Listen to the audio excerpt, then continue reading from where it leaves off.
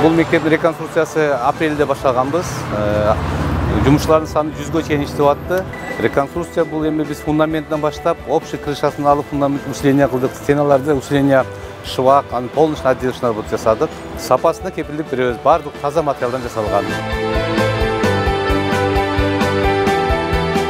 Контроль велся очень тщательно, проверялось все, начиная от приемки материалов и заканчивая их установкой.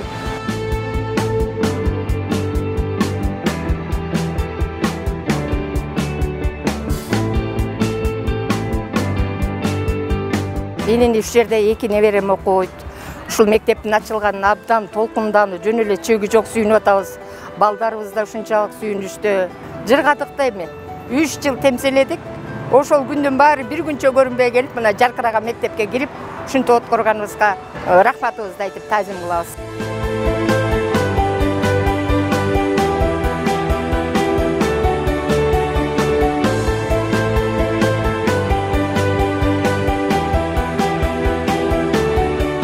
Жетинчи алгыч мектепти ачууга карата биз 28 арча, 410 квадрат метр газонный часть, жана 2000ден ашуун гүлдөр отургузулду. Жана бизге берилген тапшырмалар так жана убагында аткарылып бүттү.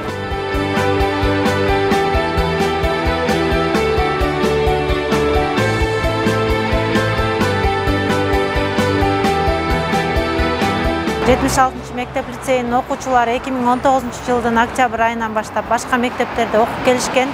Мына бүгүндөн баштап өзүбүздүн мектебибизге келдик. Ошондой эле жаңы мектеп салынгандан кийин окуучулардын билим алуусуна жана ошондой эле мугалимдердин билим берүүсүнө бардык толук шарттар түзүлгөн.